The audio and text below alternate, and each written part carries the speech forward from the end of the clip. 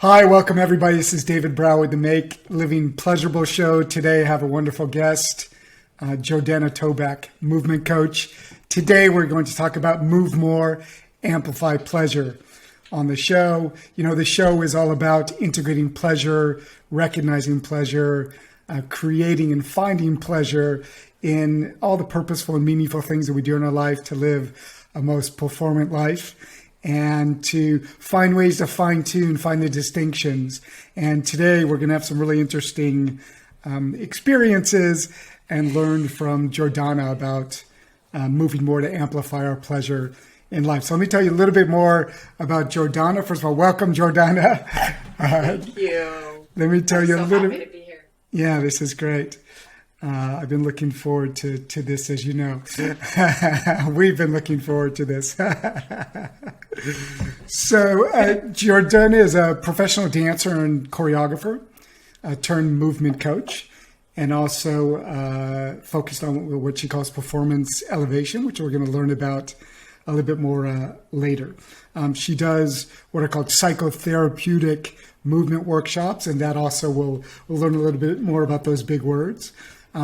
She works in large part with actors and performers and coaches, but also with the larger, public. Anyone who really, think about it. We all could use more movement to increase the impact in our lives, in our work, everywhere. So it's pretty applicable to everybody. And her work is around helping with their emotional and physical limitations and the blockages that they have through movement. And helping you achieve more permanent, lasting shifts, which she believes, and you can correct me afterwards, Jordana, but you believe this doesn't really happen through yoga alone, through breathing alone, through meditation alone, through breath work alone, that really to melt the energetic blocks, we really have to get into the body and move the body, and that's where the real lasting magic happens. Welcome to the show, Jordana. Oh, thank you so much. What a great intro. Where do you want to start? I have a really good question. Well, let's start with something that will be a little more in your field. I mean, what's so important in life about movement? What's this thing you have with movement? What's this? Yeah, I think it's always just been what I relied on to actually get out what I couldn't get out in other ways, because I didn't have this work early on. So for me, it's always been, I was a track star. I had to move, and I had to move through stuff, for me, it was very aligning. I think it's how I found my alignment. But what I have found is that, yes, all movement makes you feel good, right? We have that endorphin connection. But if you want to actually change something that is, so how I look at it is that from 0 to 6 years old, the body gets hit with information, and it can be interpreted by the child as too much too soon.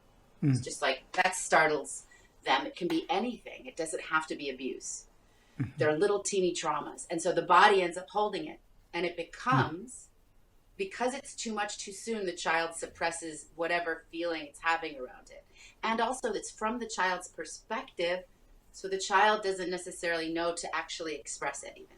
And most parents don't have a framework for that, right? So then it becomes something we suppress, which becomes part of our personality, which is how we know ourselves, right? We don't know ourselves beyond the personality very often. It takes an adult looking at themselves to get beyond your personality. So that becomes the personality, and then regular movement might make you feel good, but it's not going to change your personality pattern, because it's inside, lodged inside armor that is connected to suppressed emotions, unconscious stuff. You can't go, I'm going to relax and connect to the unconscious part of me. It doesn't, our minds don't let us work like that for the most part. Our mind will stop us from going to that. Because think about it. If you could just think about things and change them, wouldn't you do it? Everyone would just go, poof, I'm cured of all the things that block me. But it's so much deeper than that because they're connected to suppressed things. They're connected to unconscious patterning and false beliefs. Yeah, that's fascinating also because, in today's rational world, there's so much talk, particularly in the human expansion in space and personal growth and, improving yourself and all of this. There's a lot of focus, and there has been, on mindset, that everything starts with mindset. And if you don't have the right mindset, you need to change your mindset, and the mindset's what's going to make the difference. So are you suggesting that mindset is not the thing, it's not enough? I think it's a trap. I think it's a trap that we're all in. That's why we're so addicted to personal development. It's like, if I could just change my mind and repeat to myself these things. But if what's working in you to sabotage you is working unconsciously, it doesn't matter how much you repeat, I love myself. It doesn't matter how much you repeat it. You're literally putting it on top in your psyche and in your body chemistry. You're sort of pushing down something that you're not even aware of to try to focus on this other thing. It actually creates more blockage in the blocks. It creates more of a capping of feeling and pleasure. And the other thing, just to connect it to pleasure about having blocks, is that there's no way, if your body has an inordinate amount of blocks, or if you're particularly blocked in the sexual area, like the sex of the body, which is, there's a very common split at the navel point. Like, if you're disconnected from your sexual energy, creative energy, life force, whatever you want to call it, the amount of pleasure your body can register is capped. Doesn't matter how much you put in the mouth, how much beauty around you, you literally can't hold it if there's a block that hasn't been sort of moved a little bit.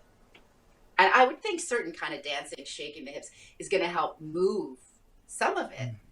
But you got to get into the armor, which is actually means you have to get into pain a little bit, which is a whole other. But yeah. So fascinating. So we have a limit. We think if we just put ourselves in better positions. So the personal development world says things like, get rid of toxic people, get a better job. All these things will, if you just clear your life of negativity, you will have more pleasure, right? But not if you're capped like this. You'll still find yourself, as I did, having it all and not being able to feel it. So it sounds like you're suggesting that that movement has a direct connection with our emotions and our feelings, and absolutely, if we allow it to, I guess, and if we're conscious of that. I mean, how do you make the connection? Because maybe somebody could be an incredible athlete or even dancer, but not still potentially, I believe, not be connected to this this movement energy that you're talking about. This unblocking the kind of, yeah. Could you speak to that? Yes, totally. In fact, I would say most dancers are not connected to pleasure. Athletes too, because they're training. We all train as athletes to push through, to disconnect, disassociate almost, and go for the goal, which is wonderful. I was a track star. Like I did it very naturally. Like I just ran until I won. I didn't know what I felt during that moment. And what I do in performance elevation, what we do is you're sitting into the armor, right, where these suppressed emotions are held, where they hit you and where they're held and not looked at, right, not felt. And when you put pressure on them and energy moves through them, your body quivers, basically. Your body shakes because it's not used to energy moving through those parts of you. And then it literally begins to release to the forefront of your mind memories and feelings from the unconscious.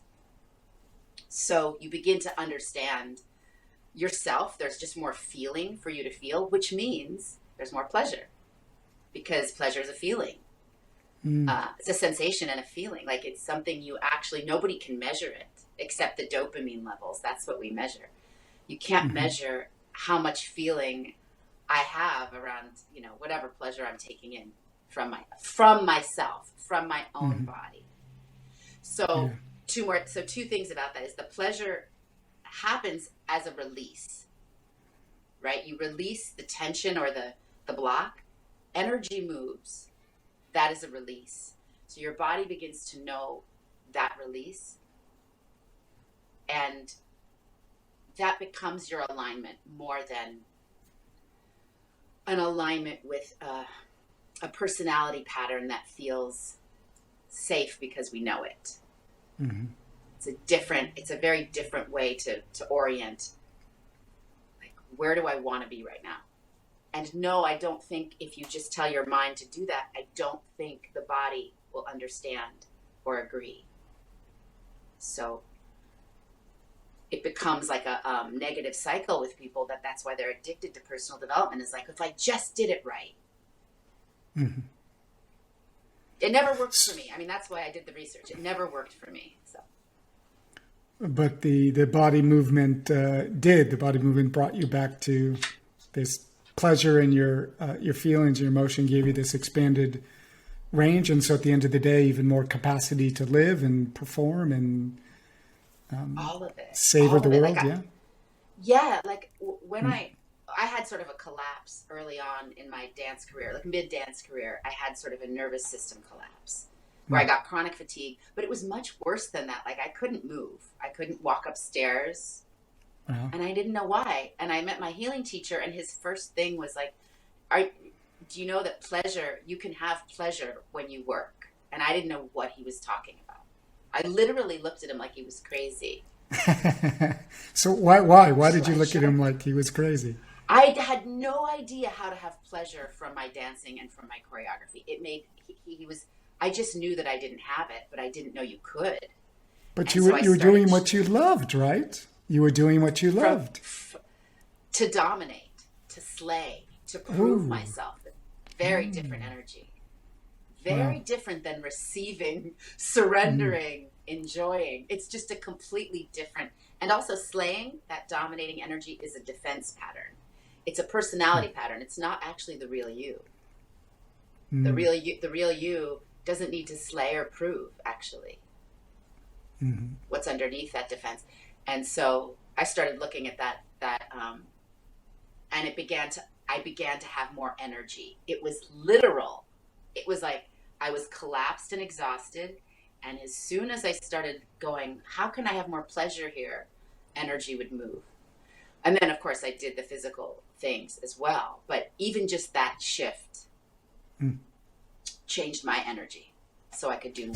So that little question is what the first thing to bring your awareness and to kind of give you more choice was to actually come to the present moment when you're going through the dancing the way you're going through it, and you simply ask yourself, how can I make this more pleasurable? Yeah. And like, how can I be more loving? How can I not yell at my dancers all the time? I was kind of in an adrenalized state. And it did change with them. Like my relationships began to change, but I had to do the physical work. You know, it's partly that you have to embody. You have to go in through the body because the mind will just trick you to think you're okay or slip out of. Just the mind wants to go back to the personality pattern because it came in so young to the body. And so the only way to really get into it is to take these bioenergetic postures that feel like pain, but you actually consciously know you're not going to hurt yourself. So you're able to stay and allow the energy to move. Okay, so let's keep going with this story here. So you start to discover with this healer that actually if you stop and ask this question, how can I make this more pleasurable? And then you started to like focus on what you're feeling. What kind of happened next that kind of led you on the way to facing this, to learning about this in yourself and like, you know, growing? Well, one thing is like, I started to become aware that it's different to get pleasure from someone or something like a hit versus I have pleasure in my body from just being me and freeing myself of those blocks. So those are different things. They're both important, in terms of feeling satisfied and really enjoying and like embracing and receiving. But there's something that happens in me now that started then, which was like, I get pleasure in my body just from me being me.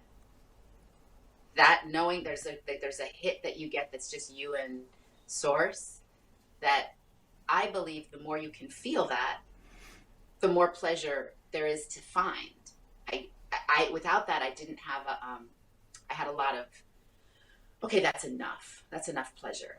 You did good, and that's enough. You have to stop now. I really did, and I think I definitely felt it with sex, with like really great sexual experiences. I'd be like, okay, I gotta go, and I would sort of leave the situation. You know, like, okay, that's enough. Did I just? I'm sorry, I didn't mean to leap into that, but I do feel like we have comfort zones. You know, we have ways like, okay, that's enough pleasure. Yeah. Based on but that's based on how blocked you are. Yeah, can you speak a little more to that? How is it based on? Well, if you're the association. It's literally do you know about Kundalini, like the sort of sexual energy that is believed to be a coiled snake at the base of the spine, that it lives there coiled until you move it. And I experience it as, I've never had like a Kundalini rising. There are these expressions about how it feels. I don't know how you describe things like that, but for me, it feels like it literally hits me. It feels like something got thrown at me.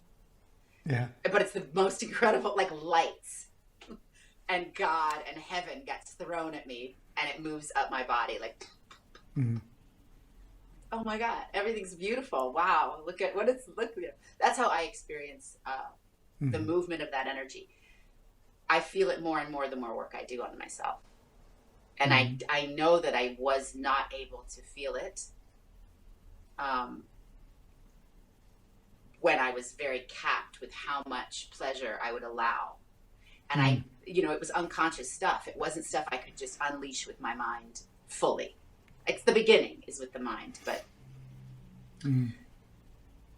were you afraid at all of experiencing more pleasure or allowing yourself more pleasure, or was that? Yeah. Yes. Was yes. it guilt? Was it shame? Was it not deserved? I mean, what? Everything you just said. Everything you just said. Yeah. Okay. But unconscious stuff too. So, you go in and you're like, well, why can't I? But even if you go into the why can't I and all the reasons like we do in therapy, understanding it, we're so addicted to this neuroscience and the mental. It's all in the mind. It's unconsciously working to hold you in a place. It's not just that there's shame and guilt, although that's there. Underneath that is literally armor that's just better off. It feels safe. It's connected to fear. And it's called fight or flight armor. It's literally the patterning your body goes into when it's fighting, flying, freezing, or fawning. It's the physical postures your body takes when it's being hit with trauma, and it goes into one of those states, muscular patterns. So let me retrace this back. So when you get pulled back to that stasis, when you're in a high risk, high stakes situation, which sometimes a very pleasurable experience can be perceived as that, because it's expansion beyond what our comfort zone is. So it's perceived as a scary thing. And all we need to do is have that trigger that we might be out of our comfort zone. And we would rather be in the pattern than move into the pleasure. It's just more comfortable because we know the outcome. Familiar. We know it from 0 to 6 years old. Safe. Yeah. And that's the only safety I know is in the defense patterns. That's why I really don't enjoy the use of that word this whole past 2 years. I'm like, take that word out of my vocabulary. I don't need you to make me safe. Because for me, safety means that I'm in a defense, because then I definitely know I know what's going to happen. But if I don't know, then it's like maybe something miraculous can happen. But it's So, yeah. No, go ahead. It's amazing. I'm good. I got that. I don't know. So then how does moving more amplify our pleasure? Well, it's the way you move first, right? It's like you have to embody some of these postures and actually let there be pain. Let there be physical pain that then triggers the emotional connection to it. So you can begin to recognize those feelings that are actually, when you're suppressing them, you can't have pleasure. There's a limited amount. When you recognize them, it's shadow work in a way. When you recognize them, there's movement. Energy moves. When more energy moves, you can feel more pleasure. It's like absolutely connected because that energy, the source of that energy is sexual energy, which in life force, that is pleasure. That's how we understand pleasure in the body, which is where pleasure would start. It doesn't start just in your mind. It's got to be both. It's why little babies bounce. I was going to say it's why babies bounce. It's why they bounce. It is. It's pleasurable. It's moving energy up. And they like when you bounce them also. Oh, no, that's the whole thing. It's like, it moves up their spine. Funny. It's kundalini. It's not sexual. It's sexual energy. So it's innocent of any stigma or any fetish or any goal. It's just pleasure, right? Which is what you're really focused on, which is so, I think it's very pure in a way when you really get down to it. It's just the movement of energy is pleasure. Yeah, and when you speak about sexual energy in the context that we're speaking about, not that sex is not a part of that, but what you're really speaking about is, it sounds like it's a larger feeling of energy within the body. It's basically like at the base of your spine, between like rectum and sex organ, is this coiled energy that when you move it, it literally allows you to feel sexual pleasure. But it's more than that, and it's very hard to describe, but you need to move it up for it to be full bodied. So it goes through the navel, your will, it goes through your heart, it goes through your throat, your expression, it goes through your third eye, it goes through God. So that becomes like, and then it goes back down like that. You're connected on this channel, but you have to move the energy to feel it. We're connected always. It's always there, but we don't always feel it. I've always been a bit of a teaser when it came to Kundalini rising, because I keep saying to myself, well, it's, I don't need the energy to rise up to my head again. I'm trying to get the energy out of my head into my body. So the rising thing's not working for me. Right. Some people are totally. I totally get that. Yes. Yeah, that's funny. So one of the things I'll do with you is to have you bounce and just bounce. Like, do you have any back problems or anything? No. Right. So one of the things to do is just to bounce and let your pelvic floor relax, because there's so much armor. There's like freezing and holding, and there's like, in the anus, rectum area. And then as it goes, every chakra, there's like a disc of where your body could have frozen depending on how your parents dealt with you having an elimination or not. Did you poop 3 times? Like all that stuff has energy around it, and the parent manipulating or, being worried about the kid's health, all of that helicoptering creates like freezing and armor. And so when you bounce, you just start to kind of move energy through it a little bit. That's one of the easy ways to feel it. And it's so crazy. It just moves. It could even just move to your heart and throat. It doesn't have to go here for you to go, oh, I feel more in my core. So that's the other Is aspect. that what these people use bouncing balls for? These inflated, like, big Some of balls it. that you sit on? Some of it is Like, that.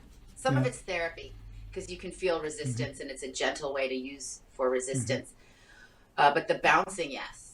The bounce, I don't know if they're, there's so much mental masturbation in the PT world and in the psychotherapy, not the psychotherapeutic world, but even in the trauma-informed therapy world, everything is about the mind and everything is about a Band-Aid. So I don't even know if they go into actually deep, like deepening your relationship with yourself. Go inside that. Like, I don't hear anyone encouraging that. It's like, here's how to get out of a bad feeling. Here's the Band-Aid for that. It's like, when you go into the feeling, then energy moves, you can have more pleasure. It's kind of the reward.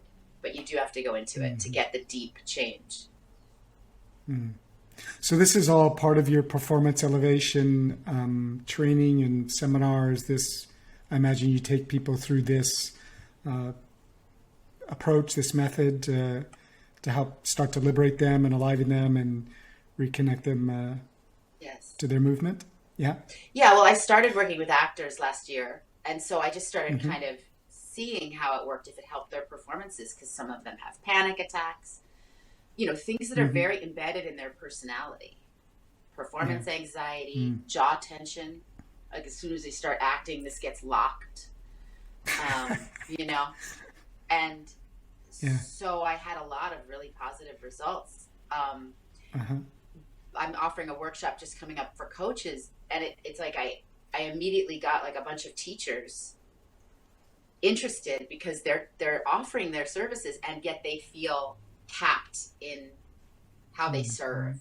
And so there's the performance elevation work, which has a couple different things that I've kind of blended through my interpretation of them. And I just feel like it allows you, yes, pleasure is the orientation, and self-validation is the orientation. You're doing it for yourself. So all of the data, I just wanted to interject this too, that all of the data we see, like scientists talking on Instagram about, is like, oh, the mice got fed a snack, and then when the snack was taken away, they were sad. And they're measuring the dopamine levels based on external stimulation. But no one's measuring, they can't measure in a mouse, like when it sees its loved one, what it feels. Like you can't measure. So this is more subtle, it's more interesting, and it's actually based on you, not the data. You're the data. You're the data. How you feel is the data. Imagine if that was all you needed. Nobody could tell you were right or wrong. Yeah. So it's deep work. It's not so that's what I'm offering in my workshop. That's what I'm sort of looking at doing in groups as well as one-on-one, because I feel like in groups it's different. It's a lot to share. Sure. It's a lot to share. Do you know what I mean? So we'll see that my workshop's on the 23rd. We'll see on Saturday. I'm excited. Like a retreat. I'm excited. They're all so so this is the thing. I've interviewed each of them a little bit, so I really have a sense, because in a group situation, like how do you provide a safe container for you to really explore unconscious stuff? Yeah. Yeah. That's beautiful. So we talked about the possibility of you taking us through an exercise. Yes. Maybe three to 5 minutes, something that you feel would give us a sense of this, move more, amplify pleasure, I guess, outcome or way of being in the world. So is that something you can take us through now? Yeah. I mean, should I have you do it, or should I just talk as if I'm teaching it to somebody who's not here? Well, you can talk as if you're teaching it to me, but that I'm surrounded by tens of thousands of people listening and watching. Okay. Are you going to do it right now? I'll do it. I can do it as if I have the space and I'm not, Because we have so many attachments. We'll see. So the first thing I would do is a bouncing exercise where you sit and then after the sitting part you lie down. So it's a couple movements. Yeah, I don't know if I can lie down where I am though. Okay, and you're sitting in a chair, yes? Yeah, I'm sitting in a chair, yeah. Okay, so then I'm just going to say this.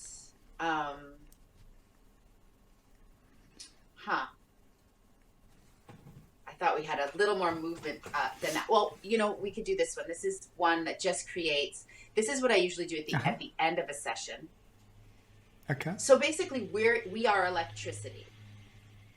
Mm-hmm. And so how do you create more electricity is shaking, rocking, bouncing, jumping up and down in certain ways. Like there's certain ways you charge the body with energy, hitting a surface that doesn't hurt you, right? You're going to charge your core with energy, and then the energy moves back into you, and it's yours. So then the things move. It's amazing.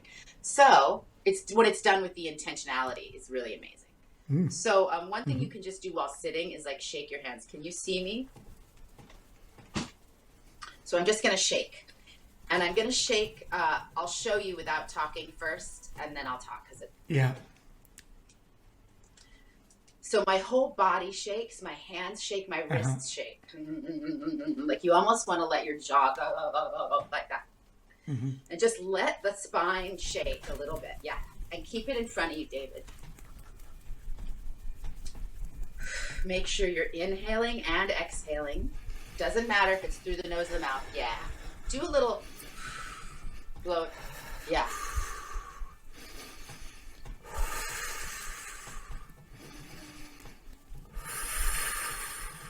Good. Now you're going to start to feel your arms and your shoulders a little bit. So I want you to begin to circle. I want you to begin to circle your forearm like this, like you're circling. And you're going to do it so the whole body moves. Creates a little tension, but you also want to sort of we're getting into armor in the shoulders that's very painful. So just stay with it.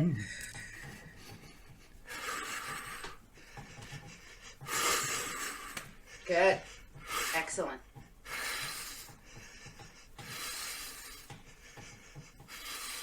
Now slow your breathing down a little bit. It's very good. And then keep the speed up. And reverse direction. Keep those forearms reversed. Yeah, good. Are you feeling your shoulders a little bit? Oh, good. Yeah. We're going to go into a little bit of a throw. So you're going to go shoulders and elbows go back, and then you throw your hands forward.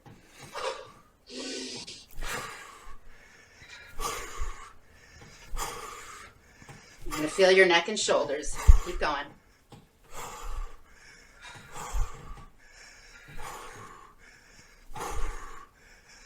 Good. Do like 5 more. 5, 4, 3, 2, 1.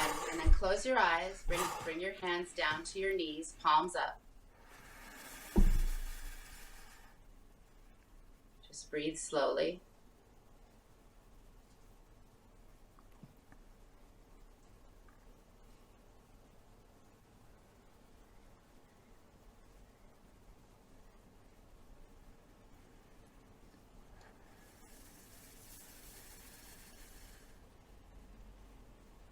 Good.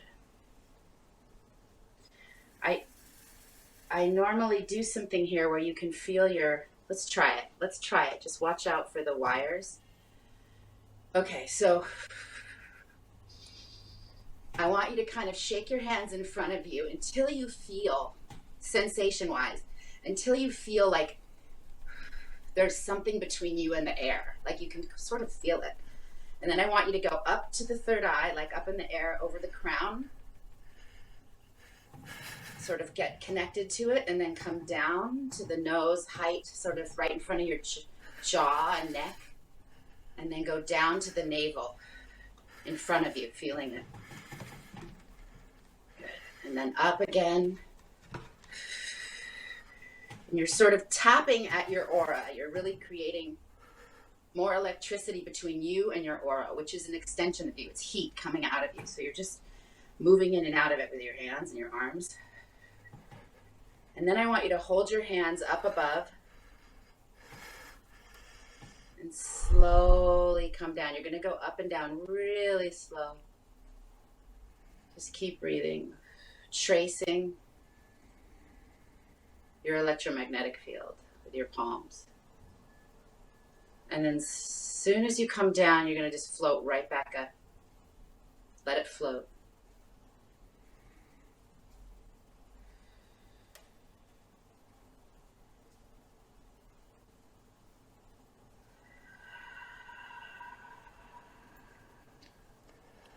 Good. Keep going up and down. A little more together with your hands. Yes. And imagine, even if you can't feel it, imagine that you're literally creating the edge of your container, of your energetic container. Good. Just find it however you find it, feel it, imagine it, interpret it. Good. And try to get out of the shoulders and into the container. So the container's kind of taking your hands up and down. It's smooth. It's light. It carries you. Yeah.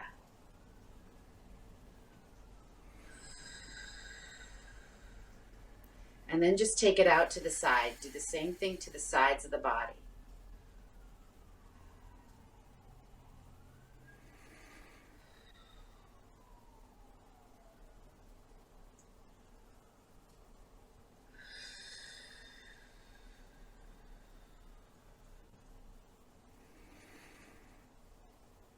Good. And just go for feeling. Go for the feeling of floating. Your palms are being carried by you, by your own field. Yeah.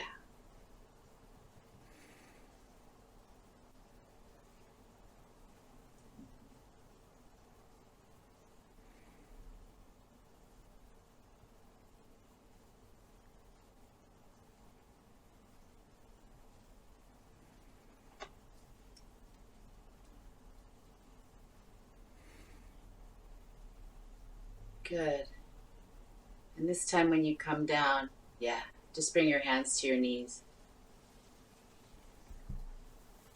Could you feel that at the end? That sort of like that you're not manually doing it. Did you get that sensation or no? Yeah, it's floating a bit. Okay.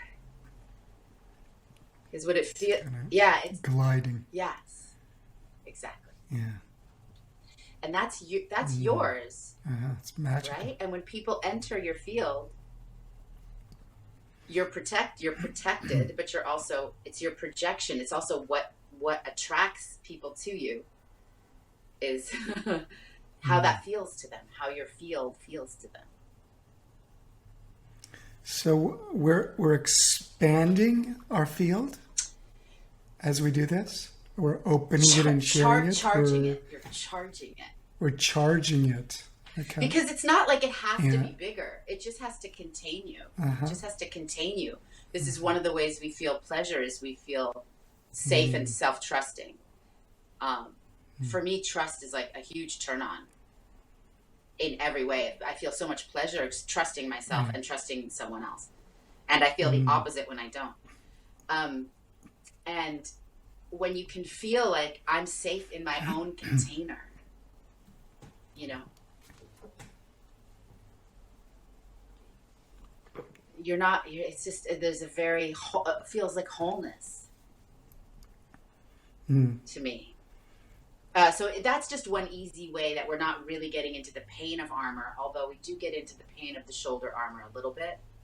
When you start to get into these kind of movements, you can really, it's a little hard to do one of the more painful ones with when you have physical constraints, because you do have to like get into it, punching and charging.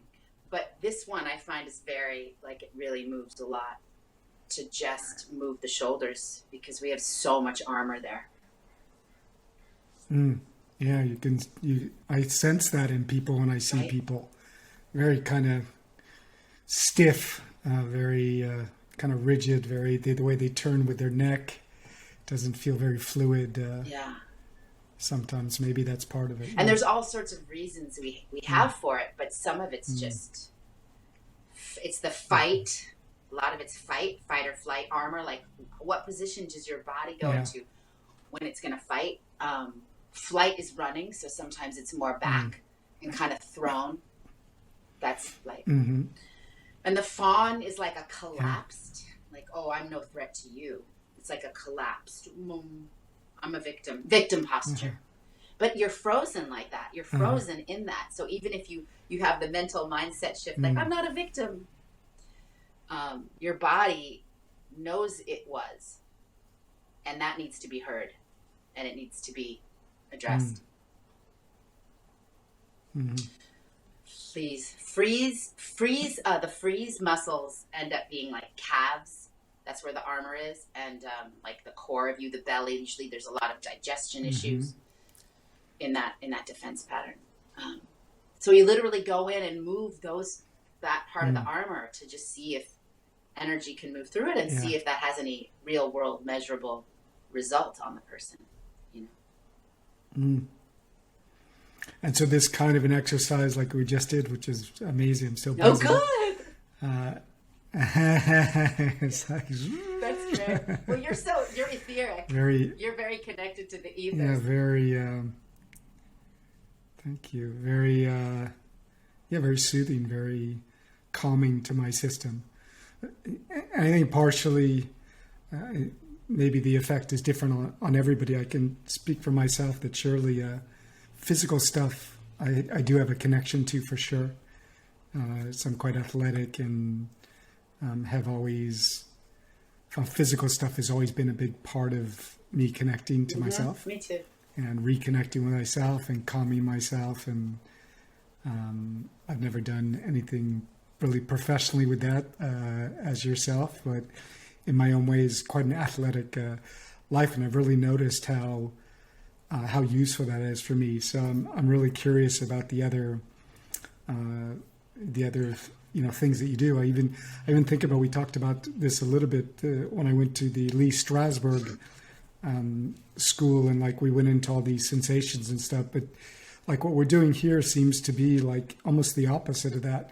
Because again, that's kind of it's almost like a meditation, right? You're trying to feel into and focus your awareness on something. It's not literally movement, using movement, moving to, generate, connect with, liberate, like notice, like there's other things going on inside you that you can feel and sense, not by just focus on your head, but literally actually moving and liberating, and which is pretty massive. And I just wonder why I'm maybe projecting on the world here, but it seems to me we don't take advantage enough of these kinds of modalities and tools and things in our daily life. What would you recommend for people to, during their day, integrate, more movement stuff in kind of a quick way? You mentioned one thing which I think was great, kind of the banging on. I sometimes do that on my bed in the morning. Just kind of bang on the bed, like. That's right. No, it's okay. Well, number one, that's awesome. That's awesome. See, I have a cube right there. We hit it.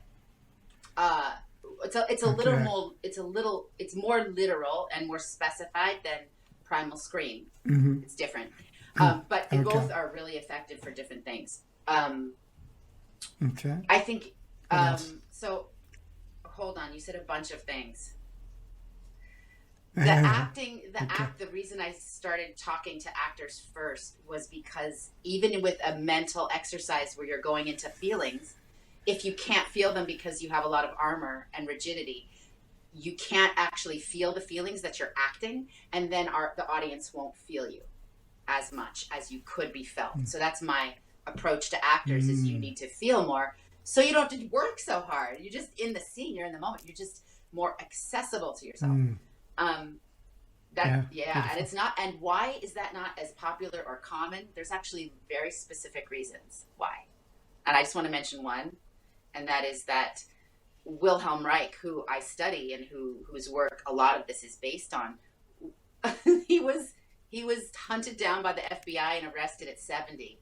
This innocent doctor, like beautiful human, psychotherapist, psychologist, therapist, and doctor was arrested for building these wood boxes that helped people feel their energy more. And he wrote a bunch of books, and all of his work has been referenced by all the great, like Van der Kolk, The Body Holds the Score. Anyone who knows this work has looked at Reich. But he was basically, his legacy was wiped out. So all the work, and he came from Freud, like he came from that, and we know Freud's name, but we don't know what Reich's name. And he was just as big and just as, had just as much data around how the body holds this stuff. So that's why it's not common knowledge, actually, is they did a really good job of wiping out the data around this. And I hope I don't get pulled off the internet or the interwebs for talking like this. I hope I'm innocent enough that I have a little, a small enough following that no one will catch me talking about this powerful technology. It's very powerful. And so the small ways to do it are like, the show is about pleasure, right? How am I not getting pleasure from this moment? And instead of blaming those around you for why you're not having pleasure, find what you can do in yourself that gives you pleasure in the moment of being, even in complicated situations where you're triggered. Like, how can I add more pleasure to this? And if you really can't, call me. But because it does need some body work, but that's the beginning of like, and also understanding that you can't just, I think it's really a relief to know you can't just tell yourself something a lot and have it change. I think that's very comforting for people who've been trying really hard.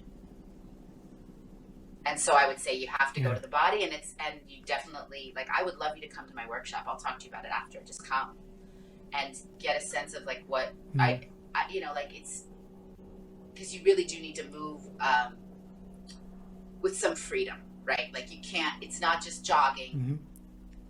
You have to be able to move and voice things. There's a connection. So for anyone who's looking for ways to do that, hitting with a scream is a great way to presence. And if you want to know more than that, call me. So it's a good segue. So I wanted to give you a chance to share with people where they can find you. Yes. Online, where they can learn more about you, where they could, all that good stuff. So what would you like to share? I'm Jordana Che _ at Instagram. I think I'm Jordana Che on Facebook. I don't even know my Facebook handle. Che is CHCHE. JORDANACHE. Pretty much anywhere you plug that in, Jordana Che, I will show up. My website is JordanaTeach.com. That's my performance elevation website, where there's a link for the coming workshop on Saturday. But I'm also going to be starting a container in January, so that all the information about, doing like a accelerated container, some group, some one-on-one work to really take a block and just work through it. One or two, like personal things you really want to break through. Because everything touches everything. So as soon as you just focus on one and really getting to it, it's going to trickle out in positive ways to other things that are not serving you in your life. So the workshop is this Saturday, and it's on Zoom. And I'll be doing this probably every 3 months, like intro workshops to performance elevation. It'll be like 2.5 hours, between 10 and 20 people max. This one is 12 to 3 Pacific Standard Time. And we're just gonna, I need to have like little intros with each person, because it's not just me talking at you. It's like we're going into each person's thing and giving them specific medicine.